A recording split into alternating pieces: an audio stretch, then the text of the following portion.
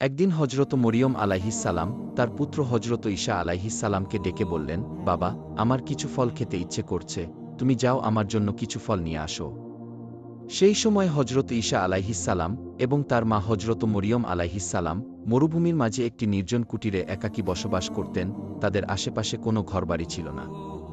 মায়ের আদেশে হজরত ঈসা আলাইহিসসালাম ফল আনতে বেরিয়ে গেলেন। এদিকে হজরত মরিয়ম আলাইহিসসালাম কুটিরের সামনে দাঁড়িয়ে থেকে পুত্রের ফিরে আসার অপেক্ষা করতে লাগলেন। ঠিক এমন সময় মালাকুল মাউত অর্থাৎ মৃত্যুর ফেরেশতা হজরত আজরাইল আলাইহিসসালাম তার সামনে এসে উপস্থিত হলেন। হজরত মরিয়ম আলাইহিসসালাম হজরত আজরাইল আলাইহিসসালামকে দেখে অত্যন্ত ভীত সন্ত্রস্ত হয়ে পড়লেন। আতঙ্কিত কণ্ঠে তিনি জিজ্ঞাসা করলেন, আপনি কে, কি উদ্দেশ্যে এখানে এসেছেন? তখন ফেরেশতা হজরত আজরাইল আলাইহিসসালাম বললেন, আমি মৃত্যুর ফেরেশতা আজরাইল, আল্লাহর নির্দেশে আমি আপনার প্রাণ গ্রহণ করতে এসেছি। দুনিয়াতে আপনার সময় শেষ হয়েছে, এখন আপনাকে পরপারে যাত্রার জন্য প্রস্তুতি নিতে হবে। আজরাইল আলাইহিসসালামের কথা শুনে হজরত মরিয়ম আলাইহিসসালাম বিমর্ষ হয়ে পড়লেন। অতঃপর শান্ত স্বরে বললেন, হে মালাকুল মাউত, আমাকে কিছু সময়ের জন্য অবকাশ দিন, আমি আমার প্রাণের চেয়েও প্রিয় পুত্রকে কিছু ফল আনতে বাগানে পাঠিয়েছি, অল্প সময়ের মধ্যেই সে ফিরে আসবে। দুনিয়া থেকে বিদায় নেওয়ার আগে আমি একবার তার সঙ্গে দেখা করতে চাই। বিদায়ের মুহূর্তে তাকে ২-৪টি উপদেশ দিতে চাই, যেন সে আমার কথাগুলো হৃদয়ে ধারণ করতে পারে। হজরত মরিয়ম আলাইহিসসালাম মিনতি করে বললেন, অনুগ্রহ করে কিছুক্ষণ সময় অপেক্ষা করুন, সে ফিরে এলে এরপর আপনি আমার প্রাণ গ্রহণ করবেন। দুনিয়া থেকে চির বিদায় গ্রহণের পূর্বে তার সাথে একটি বার দেখা করে যেতে চাই এবং বিদায়ের প্রাক্কালে তাকে ২-৪টি উপদেশ বাণী শুনিয়ে দেওয়ার ইচ্ছে রাখি। অতএব সে ফিরে আসুক, এরপরই আপনি না হয় আমার জান কবজ করবেন। তখন মালাকুল মাউত আজরাইল ফেরেশতা বললেন, হে ঈসার জননী, আমার এই কাজে এক মুহূর্ত বিলম্ব করার ক্ষমতা নেই। আল্লাহ রব্বুল আলামিন প্রত্যেকটি প্রাণীর মৃত্যুর জন্য নির্ধারিত সময়ে নির্দিষ্ট করে দিয়েছেন এবং সেই সময়ের মাঝেই তাকে মৃত্যুবরণ করতে হবে। অতএব একটু সময় এগিয়ে দেওয়া বা একটু সময় পিছিয়ে দেওয়া কোনোটাই আমার ক্ষমতার আওতাধীন নয়। আল্লাহ রব্বুল আলামিনের এই আদেশ অনুসারে আমাকে এখনই আপনার জান কবজ করতে হবে। হজরত আজরাইল আলাইহিসসালামের এই কথা শুনে হজরত মরিয়ম আলাইহিসসালাম বললেন, আমি মৃত্যুকে ভয় করি না এবং আমি আল্লাহর আদেশের অবাধ্য নই। কিন্তু দুঃখের বিষয়, শেষ মুহূর্তে পুত্রকে একটি কথাও বলে যেতে পারলাম না এবং তাকে একবারের জন্য দেখে যেতেও পারলাম না। যাই হোক, আল্লাহ যা কিছু করেন সবকিছুই তিনি বান্দার মঙ্গলের জন্য করেন। এরপর তিনি তার জান কবজ করার জন্য হজরত আজরাইল আলাইহিসসালামকে অনুমতি দিলেন। অতঃপর ফেরেশতা আজরাইল আলাইহিসসালাম যথাসময়ে হজরত মরিয়ম আলাইহিসসালামের জান কবজ করে চলে গেলেন। তার প্রাণহীন দেহটি মাটিতে পড়ে রইল। কিছুক্ষণ পর হজরত ঈসা আলাইহিসসালাম জঙ্গল থেকে কিছু ফল নিয়ে কুটিরে ফিরে এলেন এবং তিনি দেখলেন তার জননী মাটিতে শুয়ে আছেন। তিনি ভাবলেন হয়তো তার মা নিদ্রায় গিয়েছেন, তাই তাকে বিরক্ত করলেন না। অনেক সময় অতিবাহিত হওয়ার পর হজরত ঈসা আলাইহিসসালাম তার মায়ের কোনো সাড়া শব্দ না পেয়ে তাকে নাড়া দিলেন। তখন তিনি বুঝতে পারলেন তার মায়ের পবিত্র আত্মা তার দেহ মোবারক ত্যাগ করে পরপারে চলে গিয়েছে। হজরত ঈসা আলাইহিসসালাম তার মায়ের এই রূপ হঠাৎ মৃত্যুতে গভীরভাবে শোকাহত হয়ে পড়লেন। মায়ের বিরহে তিনি অশ্রু বিসর্জন করতে লাগলেন। তার এই করুণ কান্না দেখে বনের পশুপাখিরাও কেঁদে আকুল হয়ে গেল। এভাবে কিছু সময় অতিবাহিত হওয়ার পরে তিনি নিজেকে সামলে নিলেন এবং উপলব্ধি করলেন মায়ের দাফন কাফনের কাজে মনোনিবেশ করা জরুরি। কিন্তু তিনি এমন এক জায়গায় থাকতেন যেখানে দূর দূরান্তে কোনো মানুষ থাকত না। তাই তিনি তার মায়ের দাফন কাফনের কাজে সহায়তা করার জন্য কতিপয় লোক অনুসন্ধানের জন্য বেরিয়ে পড়লেন। কিছুদূর পথ চলার পর কয়েকজন লোকের সঙ্গে তার সাক্ষাৎ হল। তারা ঈসা আলাইহিসসালামের দিকেই আসছিলেন।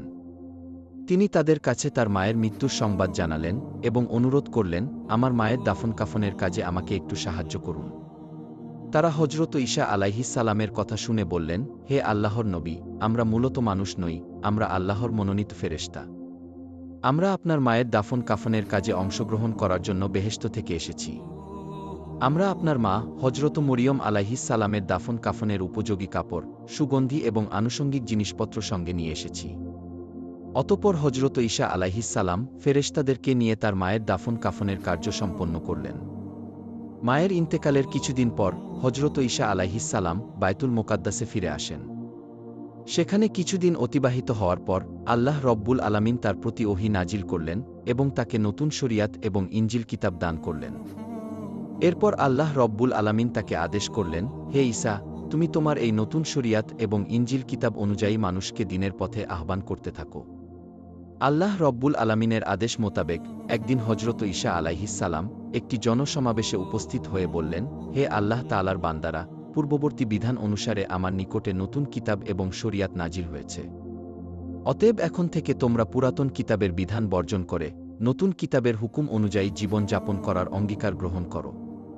হজরত ঈসা আলাইহিসসালামের মুখ থেকে এসব কথা শোনা মাত্রই অবাধ্য বনী ইসরায়েল প্রচণ্ড ক্ষিপ্ত হয়ে উঠল। তারা বলল, এতদিন আমরা তোমাকে একজন সৎ ও উত্তম মানুষ বলে মনে করতাম, কিন্তু এখন দেখছি তুমি সেই বিশ্বাসের সুযোগ নিয়ে আমাদের পূর্বপুরুষদের ধর্ম নষ্ট করার ষড়যন্ত্র করছ। তোমার সাহস তো কম নয়, তুমি নিজে একটি নতুন শরিয়াত তৈরি করে আমাদের উপর তা চাপিয়ে দেওয়ার চেষ্টা করছ। শুনে রাখো, আমরা তোমার এই ষড়যন্ত্র এবং তোমার পরিকল্পনা কখনোই সফল হতে দেব না। যদি তুমি তোমার এই অসৎ পথ থেকে ফিরে না আসো, তবে আমরা তোমাকে হত্যা করতে বাধ্য হব। হজরত ঈসা আলাইহিসসালাম এই কথা শুনে তাদেরকে বললেন, তোমরা আমাকে হত্যা করার ভয় দেখাচ্ছ, কিন্তু এটা আমার কাছে অতি তুচ্ছ ব্যাপার। জেনে রেখো, আমি আল্লাহ তাআলার একজন মনোনীত নবী। সেই হিসেবে আল্লাহর নির্দেশ অনুসারে জাতিকে সত্য ও সঠিক পথে আহ্বান করা এবং তাদেরকে দ্বীনের দাওয়াত দেওয়া আমার একান্ত দায়িত্ব। অতএব আমি তোমাদেরকে এই সত্য পথ গ্রহণের জন্য বিশেষভাবে অনুরোধ জানাচ্ছি। অন্যথায় তোমাদের উপর সেইরূপ আযাব নাজিল হবে যেরূপ ইতিপূর্বে অন্যান্য উম্মাতের উপর নাজিল হয়েছিল।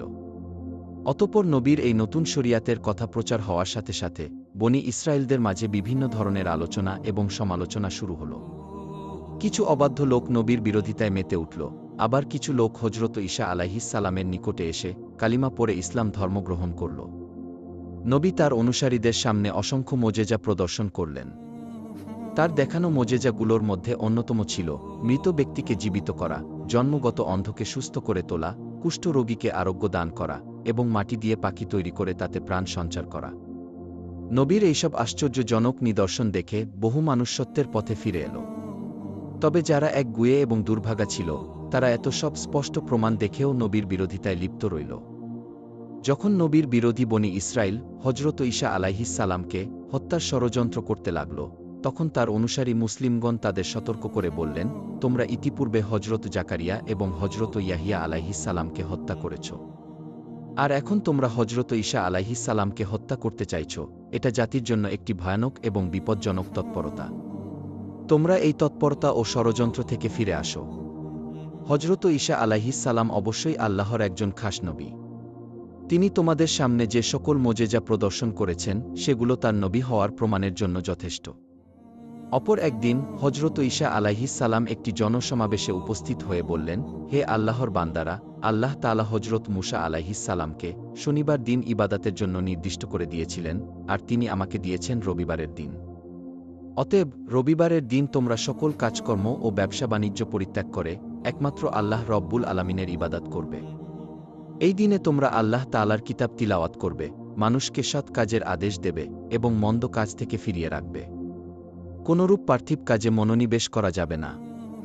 এই হুকুম অমান্য করলে আল্লাহ রব্বুল আলামিন তোমাদের উপর অসন্তুষ্ট হবেন এবং তোমাদের উপর তার শাস্তি, বিপদাপদ এবং কঠিন আযাব আসার সম্ভাবনা বেড়ে যাবে। অতএব হে বনী ইসরায়েল সম্প্রদায়, তোমরা আমার এই দাওয়াত কবুল করো এবং মনোযোগ সহকারে এই বিধানের উপর আমল করো। তিনি আরও বললেন, হে বনী ইসরায়েলের ভাইয়েরা, আমি তোমাদেরকে আরও একটি সুসংবাদ দিতে চাই। তোমরা জেনে রাখো, আল্লাহ রব্বুল আলামিন আমার উপর যে কিতাব নাজিল করেছেন, আমি তার হুকুম প্রতিষ্ঠিত করার জন্য দিন রাত চেষ্টা চালিয়ে যাব। তবে আমার পর তোমাদের নিকটে আরও একজন মহান নবী আগমন করবেন, আমি তার সুসংবাদ তোমাদের কাছে রেখে যাচ্ছি। তার নাম হবে মুহাম্মদ, তিনি হবেন পৃথিবীর সর্বশ্রেষ্ঠ এবং সর্বশেষ নবী। যদি তোমাদের কেউ তার যুগে উপস্থিত থাকো, তাহলে তোমরা অবশ্যই তার দ্বীন এবং ধর্ম গ্রহণ করবে। যে ব্যক্তি তার আনুগত্য করবে সে হবে সর্বাপেক্ষা সম্মানিত ব্যক্তি। তার উপর এক মহান কিতাব অবতীর্ণ করা হবে, যার নাম হবে আল কুরআন। যে ব্যক্তি সেই কুরআন পাঠ করবে এবং তদ অনুযায়ী আমল করবে, সে অসংখ্য সওয়াব ও মর্যাদার অধিকারী হবে। তোমরা সেই নবীর প্রতি হৃদয়ের গভীর থেকে দরুদ ও সালাম পাঠ করবে, কেননা তিনি এমন একজন নবী যার প্রতি স্বয়ং আল্লাহ তাআলা এবং ফেরেশতারাও দুরূদ পাঠ করেন। সেই নবীকে আল্লাহ রব্বুল আলামিন তার হাবিব বা দোস্ত বলে আখ্যায়িত করেছেন। আল্লাহ রব্বুল আলামিন যদি তাকে সৃষ্টি না করতেন তাহলে আসমান ও জমিন কিছুই সৃষ্টি করতেন না। অতএব তোমরা এর মাধ্যমে বুঝে নাও তার মান ও মর্যাদা কতটা সুউচ্চ। আমি একজন নবী হওয়া সত্ত্বেও সেই আখেরি নবীর একজন সাধারণ উম্মতের অন্তর্ভুক্ত হওয়ার জন্য অত্যন্ত আগ্রহী। যদি আল্লাহ রব্বুল আলামিন আমার এই প্রার্থনা কবুল করেন তাহলে আমি নিজেকে অত্যন্ত সৌভাগ্যবান মনে করব। ধর্মদ্রোহী বনি ইসরাইল হজরত ঈসা আলাইহিস সালামের বক্তব্য শুনে বলল, এ তো দেখছি হজরত মুসার শরীয়তকে বাতিল করে নিজে এক নতুন শরীয়ত প্রবর্তনের মাধ্যমে রাজনৈতিক ক্ষমতা দখলের ষড়যন্ত্র করে চলেছে। এছাড়াও নতুন এক শ্রেষ্ঠ নবীর আগমনের কথা বলে আমাদেরকে তার দিকে আকৃষ্ট করার চেষ্টা করছে। আমরা এই দুর্বিসন্ধির জাল ভেদ করে তার গোপন উদ্দেশ্য সম্পর্কে অবগত হতে সক্ষম হয়েছি। অতএব দেশের বাদশার নিকটে তার এই ষড়যন্ত্রের কথা খুলে বলা উচিত। এমন অবস্থায় আমাদের আর বিলম্ব করা ঠিক হবে না, অতি সত্বর এই খবর বাদশাকে জানিয়ে এর সমুচিত শাস্তির ব্যবস্থা গ্রহণ করা উচিত। তখনকার সময়ে বায়তুল মোকাদ্দাস এবং জেরুজালেম রাজ্যের বাদশাহ বনি ইসরায়েলের কন্ট্রোলে ছিল। বনি ইসরায়েলের বাদশাহ হজরত ঈসা আলাইহিস সালাম এবং তার অনুসারীদের ঘোর বিরোধী ছিল। বনি ইসরায়েলদের মধ্যে যখন এরূপ চরম দ্বন্দ্বমুখর পরিবেশের সৃষ্টি হল, তখন সে হজরত ঈসা আলাইহিস সালাম এবং তার অনুসারীদেরকে চিরতরে দুনিয়া থেকে মুছে দেওয়ার জন্য ধর্মদ্রোহিতায় লিপ্ত হল। হজরত ঈসা আলাইহিস সালাম এবং তার অনুসারীদেরকে কিভাবে দুনিয়ার জমিন থেকে চিরদিনের জন্য নিশ্চিহ্ন করে দেওয়া যায়, এই ব্যাপারে বাদশাহ একদিন একটি গোপন মিটিং ডাকল। বাদশাহ সেই মিটিংয়ে বলল, তোমাদের পূর্বপুরুষদের ধর্মকে নিশ্চিহ্ন করে দেওয়ার জন্য যে লোকটি ষড়যন্ত্রে লিপ্ত হয়েছে তাকে এবং তার অনুসারীদেরকে এই দুনিয়ার জমিন থেকে নিশ্চিহ্ন করা আমাদের একান্ত দায়িত্ব এবং কর্তব্য। এরা নবীদের শত্রু এবং আল্লাহর শত্রু। তোমরা নিশ্চিন্তে থাকো, এই ব্যাপারে তোমাদের যত সাহায্য প্রয়োজন আমি সর্বোচ্চ সাহায্য করতে প্রস্তুত। কারণ আমি জানি এদেরকে নিধন করা সওয়াবের কাজ এবং এতে অংশগ্রহণ করতে পারলে নিজেকে ধন্য মনে করব। বাদশার উৎসাহ ও সমর্থনের পর সবাই সিদ্ধান্ত নিল হজরত ঈসা আলাইহিস সালাম এবং তার অনুসারীদেরকে এই দুনিয়ার জমিন থেকে নিশ্চিহ্ন করে ফেলতে হবে। সেই লক্ষ্যে তারা নবীকে হত্যা করার পরিকল্পনা গ্রহণ করল। পরের দিন থেকে তারা হজরত ঈসা আলাইহিস সালামের প্রতি কঠোর নজরদারি শুরু করল। প্রতিনিয়ত তার চলাফেরার উপর তীক্ষ্ণ দৃষ্টি রাখল, যেন একাকী পেলেই তাকে আক্রমণ করা যায়।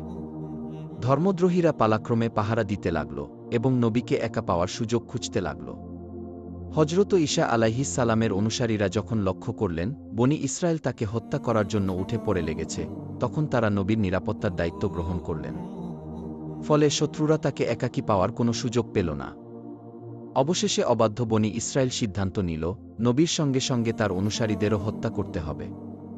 যেহেতু নবীর প্রহরীরা সব সময় নিরস্ত্র থাকতেন, তাই তাদেরকে হত্যা করা কঠিন হবে না বলে তারা মনে করল। অতঃপর একদিন হজরত ঈসা আলাইহিস সালাম তার সঙ্গীদের নিয়ে একটি ঘরে আশ্রয় নিলেন। এই খবর পেয়ে বনি ইসরায়েল দ্রুত দলবদ্ধ হয়ে সেই ঘরটি ঘেরাও করল এবং হজরত ঈসা আলাইহিস সালামকে হত্যার জন্য চূড়ান্ত পরিকল্পনা করল। এই সময় আল্লাহ রব্বুল আলামিন একটি মহামহিম ফয়সালা করলেন, তিনি তার নবীকে আসমানে তুলে নেবেন। এই মর্মে আল্লাহ তাআলা হজরত জিবরাইল আলাইহিস সালামকে আদেশ দিলেন, হে জিবরাইল, তুমি যাও, আমার নবীকে সম্মানের সঙ্গে আসমানে তুলে নিয়ে আসো। আল্লাহ তাআলার আদেশ পেয়ে হজরত জিবরাইল আলাইহিস সালাম তাৎক্ষণিক সেই ঘরের ছাদ ভেদ করে হজরত ঈসা আলাইহিস সালামের কাছে উপস্থিত হলেন এবং তিনি বললেন, হে নবী, আপনার বিষয়ে আল্লাহ রব্বুল আলামিন চূড়ান্ত সিদ্ধান্ত নিয়েছেন, আপনাকে এখনই আমার সঙ্গে আসমানে উঠে যেতে হবে। হজরত ঈসা আলাইহিস সালাম আল্লাহর আদেশ মেনে হজরত জিবরাইল আলাইহিস সালামের সঙ্গে আসমানে যাওয়ার প্রস্তুতি নিতে লাগলেন। আল-বিদায়া ওয়ান নিহায়া কিতাবে বর্ণিত করা হয়েছে, হজরত জিবরাইল আলাইহিস সালাম তখন হজরত ঈসা আলাইহিস সালামকে একটি সাদা মেঘ খণ্ডের উপর উঠিয়ে আসমানে নিয়ে চলে গেলেন এবং নবীকে সোজা চতুর্থ আসমানে তুলে বিশ্রামের জায়গা করে দিলেন। এদিকে বনি ইসরায়েলেরা দীর্ঘ সময় ঘরটি ঘেরাও করে রাখার পর যখন দেখল হজরত ঈসা এবং তার অনুসারীরা ঘর থেকে বের হচ্ছে না, তখন তাদের সর্দার একটি খোলা তরবারি নিয়ে লাফাতে লাফাতে ঘরের মধ্যে ঢুকে পড়ল। ঘরের সকল কক্ষে সে হজরত ঈসা আলাইহিস সালামকে তন্ন তন্ন করে খুঁজল, কিন্তু কোথাও তার কোনো হদিস পাওয়া গেল না। এমন সময় হজরত জিবরাইল আলাইহিস সালাম তার মুখমণ্ডলে একটি ফুঁক দিয়ে দিলেন। তখন তার চেহারা হজরত ঈসা আলাইহিস সালামের চেহারায় রূপান্তরিত হয়ে গেল। এমন অবস্থায় যখন সে ঘরের বাইরে আসলো, তখন বনি ইসরায়েলেরা তাকে ঈসা আলাইহিস সালাম মনে করে পাকড়াও করে ফেলল এবং তার উপর প্রচণ্ড মারধর আরম্ভ করল। কি থেকে কি হয়ে গেল সর্দার কিছুই বুঝতে পারল না। বনি ইসরায়েলদের সর্দার তখন চিৎকার দিয়ে বলতে লাগল, ভাইয়েরা তোমরা কি করছো? তোমরা আমাকে মারছ কেন? তোমরা আমাকে চিনতে পারছ না? আমি তোমাদের সর্দার। আমি ঈসাকে সব জায়গায় খুঁজে হয়রান হয়ে গেছি, কিন্তু কোথাও তাকে খুঁজে পাইনি। তোমরা ঈসাকে না পেয়ে এখন আমাকেই হত্যা করতে চাইছ। বনি ইসরায়েলেরা তার কথা শুনে হাসতে লাগল এবং বলতে লাগল, ব্যাটা ধান্দাবাজ, চুপ থাক। তুই যদি আমাদের সর্দার হয়ে থাকিস তাহলে ঈসা গেল কোথায়? নিজের জীবন বাঁচানোর জন্য এখন কতই না তালবাহানা করবি। তোর কোনো কথায় এবং প্রতারণায় আমরা ভুলব না, আজ আমরা তোকে হত্যা করেই ছাড়ব। বনি ইসরায়েলদের সর্দার নিজেও জানত না যে তার চেহারা পরিবর্তন হয়ে হজরত ঈসা আলাইহিস সালামের চেহারায় রূপ নিয়েছে। তাই সে চিৎকার করে আবার বলতে লাগল, ভাইয়েরা তোমরা ভুল করে আমাকে আক্রমণ করেছ। তোমাদেরকে নিয়ে আমি যাকে হত্যা করার জন্য এখানে এসেছি তাকে ঘরের মধ্যে কোথাও পেলাম না। মনে হয় সে একজন জাদুকর, তাই সে সকলের চোখে ধুলো দিয়ে পালিয়েছে। কিন্তু কে শোনে কার কথা? বনি ইসরায়েল তাদের সর্দারের উপর এইভাবে কিছুক্ষণ নির্যাতন চালানোর পর তাকে শুলে চড়ানোর জন্য সমস্ত ব্যবস্থা গ্রহণ করে ফেলল। বনি ইসরায়েলের সর্দার যখন বুঝতে পারল জনগণ তাকেই শুলে চড়ানোর জন্য সম্পূর্ণভাবে প্রস্তুত হয়ে গেছে, তখন সে চিৎকার দিয়ে বলতে লাগল, হে বনি ইসরায়েলের ভাইয়েরা, আমি খোদার কসম খেয়ে বলছি, আমি তোমাদের সর্দার। আমার চেহারা পরিবর্তন ঘটেছে কিনা তা আমার জানা নেই। যদি তোমরা আমাকে অন্যরকম দেখে থাকো তবে আমার মনে হয় এটা ঈসার খোদার কীর্তি। আমার বিশ্বাস ঈসা আল্লাহর একজন সঠিক নবী ছিলেন। আল্লাহ তাআলা তাকে নিরাপদ রাখার জন্য হয়তো তার কোনো কুদরতি খেলা খেলছেন। যখন বনি ইসরায়েলের সর্দার হজরত ঈসা আলাইহিস সালামকে আল্লাহর সঠিক নবী বলে এই উক্তি পেশ করল, তখন বনি ইসরায়েলেরা আরও ক্ষিপ্ত হয়ে গেল এবং তারা কাল বিলম্ব না করে তাদের সর্দারকে তখনই শুলে চড়িয়ে দিল। তাদের সর্দার শুলের মধ্যে বাঁচাও বাঁচাও বলে চিৎকার করতে লাগল, কিন্তু কেউ তার আর্তনাদ শুনল না। অতঃপর তারা তাকে শুলে চড়িয়ে তার প্রাণবায়ু নিভিয়ে দিল। এই দৃশ্য দেখার জন্য অসংখ্য জনতা সেখানে ভিড় করেছিল। যখন বনি ইসরায়েলের সর্দারকে শুলবিদ্ধ করে হত্যা করা হল, তখন অধিকাংশ লোকের মনে হল এটা হজরত ঈসা নয়, বরং এটা বনি ইসরায়েলের অবাধ্য সর্দার। আবার কিছু বনি ইসরায়েল মনে করতে লাগল ঈসাকেই হত্যা করা হয়েছে। এটা নিয়ে তাদের নিজেদের মধ্যে ভীষণ বিবাদ এবং তলোয়ারবাজি আরম্ভ হল। অধিকাংশ লোক বিমর্ষ হয়ে গেল, কেউ বলতে লাগল তারা তাদের সর্দারকে হত্যা করেছে, আবার কেউ বলতে লাগল তারা ঈসাকে হত্যা করেছে। আর এটা ছিল আল্লাহ রব্বুল আলামিনের এক অপূর্ব লীলা খেলা। এই অবস্থা দেখে হজরত ঈসা আলাইহিস সালামের অবর্তমানে বহু বনি ইসরায়েল হজরত ঈসা আলাইহিস সালামের উপর ঈমান আনল এবং তারা কালেমা পাঠ করে হজরত ঈসা আলাইহিস সালামের শরীয়তের উপর জীবনযাপন করার জন্য অঙ্গীকারবদ্ধ হল। কিন্তু হজরত ঈসা আলাইহিস সালাম এখন কোথায় আছেন তার প্রকৃত অবস্থা সম্পর্কে সকলে চিন্তিত হয়ে গেল এবং অনেকে তার সন্ধানে ব্যস্ত হয়ে পড়ল। অনেকে নবীর খলিফাদের কাছ থেকে তার প্রকৃত অবস্থা জানতে চাইল। তারা তাদেরকে জানিয়ে দিলেন আল্লাহ রব্বুল আলামিন তার নবীকে সসম্মানে চতুর্থ আসমানে উঠিয়ে নিয়ে গেছেন। পরবর্তীতে আল্লাহ রব্বুল আলামিন পবিত্র কুরআনুল কারীমের মাধ্যমে হজরত ঈসা আলাইহিস সালামকে জীবিত অবস্থায় দুনিয়া থেকে তুলে নেওয়ার ঘটনাটি মানব জাতিকে জানিয়ে দিয়েছেন। হাদিস শরীফে বর্ণিত আছে, শেষ জামানায় পৃথিবীতে দাজ্জাল নামের একজন শক্তিশালী কাফেরের আবির্ভাব ঘটবে। সে চমক লাগানো কিছু দৃশ্য মানুষকে দেখাবে। সে মানুষের মৃত পিতা মাতাকে জীবিত করে দেবে। আসমানকে বৃষ্টি বর্ষণ করতে বললে আসমান বৃষ্টি বর্ষণ করবে। জমিনকে ফসল উৎপন্ন করতে বললে জমিন ফসল উৎপন্ন করবে। দাজ্জালের এই সকল কেরামতি দেখে অধিকাংশ মানুষের ঈমান নষ্ট হবে। মানুষ তার প্রতি ঈমান আনবে এবং তাকে আল্লাহ বলে বিশ্বাস স্থাপন করতে থাকবে। যখন দাজ্জালের ফিতনা এই পৃথিবীতে চরম আকার ধারণ করবে, তখনই আল্লাহ রব্বুল আলামিন তাকে হত্যা করার জন্য হজরত ঈসা আলাইহিস সালামকে আবারও পৃথিবীতে প্রেরণ করবেন। যখন হজরত ঈসা আলাইহিস সালাম এই পৃথিবীতে পুনরায় আসবেন, তখন তিনি আমাদের নবী হজরত মুহাম্মদ সাল্লাল্লাহু আলাইহিস সালামের একজন উম্মত হয়ে আসবেন। হজরত ঈসা আলাইহিস সালাম এই পৃথিবীতে আগমনের পর দাজ্জালকে হত্যা করবেন এবং মুমিনদেরকে নিয়ে পৃথিবীতে তিনি একটি ইসলামী রাষ্ট্র কায়েম করবেন। হাদিস শরীফে বর্ণিত আছে, হজরত ঈসা আলাইহিস সালাম এই পৃথিবীতে পুনরায় আগমন করার পর ৪০ বছর জীবনযাপন করবেন। অতঃপর তার ইন্তেকাল হবে এবং তাকে রাসূল সাল্লাল্লাহু আলাইহিস সালামের রওজা মোবারকের পাশেই দাফন করা হবে। আল্লাহ রব্বুল আলামিন আমাদের সকলকে হজরত ঈসা আলাইহিস সালামের এই তাৎপর্যপূর্ণ ঘটনা থেকে শিক্ষা গ্রহণ করে নিজেদের জীবনে আমল করার তৌফিক দান করুন।